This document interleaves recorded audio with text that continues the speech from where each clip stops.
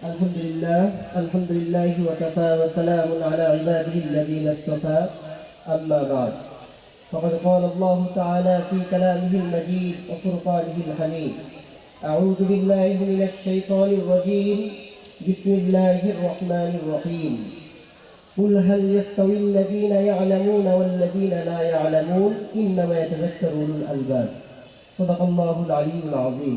আমাদের অনুষ্ঠানে উপস্থিত রয়েছেন সম্মানিত সভাপতি মোহাম্মদ তোফাজ্জল স্যার, আরও উপস্থিত রয়েছেন প্রধান অতিথি, বিশেষ অতিথি এবং আমার শ্রদ্ধেয় শিক্ষকবৃন্দ। সকলেই আমার পক্ষ হতে উপস্থিত থাকত। আমাদের সাথে আজকে আমাদের এখান থেকে বিদায় নিত আমাদের একান্ত প্রিয় ভাই তাওহীদুল ইসলাম ভাইয়ের কথা।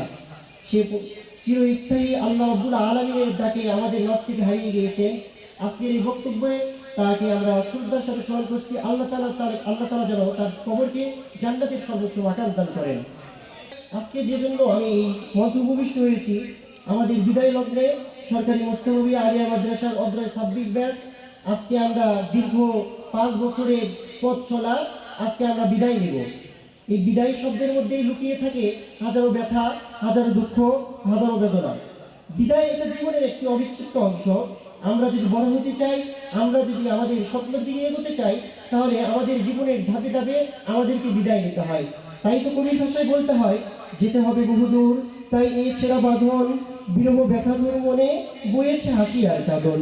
আজ ছেড়ে চলেছি সকল মায়ার সুশাসন, তাই তো সম্মুখে দাঁড়িয়েছি দিতে বিদায়ী ভাষণ। আজকে আমাদের এই বিদায় অনুষ্ঠানে আমরা উপলব্ধি করতে পারি আমাদের 5টি বছরের পথ চলা। আমাদের কত সুন্দর স্মৃতি ছিল। আবার স্মৃতিচারণের সর্বপ্রথম যে স্যারের কথা মনে পড়ে যায়, আমাদের শ্রেণীর শিক্ষক তোফাজ্জল স্যারের কথা। যেদিন আমি মোস্তফাবিয়ার মাদ্রাসার সর্বশেষ ক্লাসটা আমরা সকলেই এখান থেকে করেছি, সেই দিন যখন তোফাজ্জল স্যার বললেন, মোস্তাফিজ আমরা আসো সবাই মিলে আমরা একটু দোয়া করি। আমি ওই দোয়ার শেষে দেখেছিলাম তোফাজ্জল স্যারের চোখের পানি, সেটা সাক্ষ্য দেয় অধ্যায় 26 ব্যাচ প্রতিটি শিক্ষার্থীর, অধ্যায় 26 ব্যাচের প্রতিটি ছাত্র ছাত্রী, প্রতিটি শিক্ষকের মনে অন্তরস্থলে জায়গা করে নিয়েছে। আমি চোখের পানি দ্বারা প্রমাণ পেয়েছিলাম। এরপরে আমি শ্রদ্ধেয়ভাজন শিক্ষক জনাব মোহাম্মদ বরকত স্যারের কথা বলতে চাই।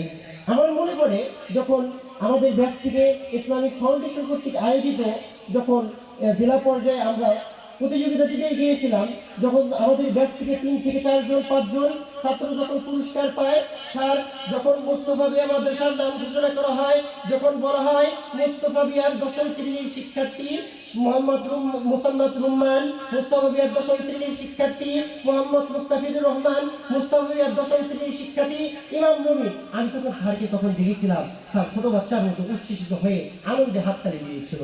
আমার এই দেখা আজও আমার হৃদয়ে গেঁথে রয়েছে। তারপরে আমি বলতে চাই হাদিউল স্যারের কথা।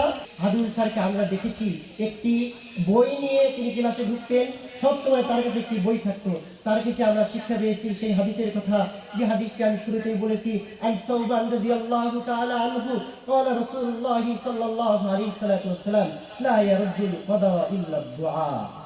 আজকে আমরা যে বিদায় লগ্নে এসেছি, আজকে শুধু বিদায় না, আজকে আমাদের দোয়ার আয়োজন, ব্যানারে লেখা আছে বিদায় ও দোয়া অনুষ্ঠান। রাসূল সাল্লাল্লাহু আলাইহি ওয়াসাল্লামের সেই হাদিসের কথা, লা ইয়ারুদ্দুল কাদরা ইল্লা দুআ, কোনো কিছুই ভাগ্যকে পরিবর্তন করতে পারে না দোয়া ব্যতীত। অনেক শিক্ষকদের সাথে আমরা খারাপ ব্যবহার করেছি, বিশেষ করে যে শিক্ষকগুলো আমাদেরকে বেশি শাসন করত, এই শাসনগুলো ওই কবির ভাষায় বলতে হয়, আজ ছেড়ে চলেছি সকল মায়ের সুশাসন। যে শাসনগুলো করেছেন এগুলো শাসন ছিল না, এটা আমাদের জীবনের পথ চলার জন্য এক অনন্য দৃষ্টান্ত স্থাপন করার জন্য স্যাররা আমাদের শাসন করেছেন। এটা আজ আমরা উপলব্ধি করতে পারছি। ভাইরা, আপনারা যারা সামনে আছেন, যেদিন এখানে বক্তব্য দিতে আসবেন, বুঝতে পারবেন স্যাররা যে আমাদেরকে শাসন করেছিল, কি জন্য শাসন করেছিল। যখন এই বক্তব্যের মঞ্চে আসবেন তখন উপলব্ধি করতে পারবেন। আমার মনে পড়ে যায় আব্দুল ওয়াদুদ স্যারের কথা, যখন মসজিদে চিল্লাচিল্লি হয়, যখন একটি হুঙ্কার মারে সকল শিক্ষার্থী চুপ হয়ে যায়। মনে পড়ে যায় পৃথিবীতে যখন লাইনগুলো আঁকাবাঁকা থাকে, আব্দুল ওয়াদুদ স্যার যখন বলে এই লাইন কেন বাঁকা, এক মুহূর্তের মধ্যে লাইন সোজা হয়ে যায়, তখন আমরা অনেকে হয়তো বা কষ্ট করে যাই, সামনের কষ্ট। কিন্তু ভাইরা, তোমরা যারা আসো শুনে রাখো, এই কষ্টগুলো তোমাদেরকে জীবনে যখন তোমরা সফল হবে ওই সময় বুঝতে পারবে স্যারদের অবদান কতটা মহান। আল্লাহর ওই আয়াতের দিকে স্মরণ করো, ওয়াল কাযিমিনাল গাইস, রাগ হজমকারী, ওয়াল আফিনা আনিন নাস, যদি আমরা ভুল ত্রুটি করে থাকি আল্লাহ যেন ওয়াল আফিনা আনিন নাস, তোমরা যেন তাদেরকে ক্ষমা করে দাও। তোমরা যদি ক্ষমা করে দাও তাহলে তোমরাও তোমাদের গুনাহ থেকে ক্ষমা পাবে। এরপরে আমি সেই রাসূল সাল্লাল্লাহু আলাইহি ওয়াসাল্লামের হাদিসের কথা বলতে চাই।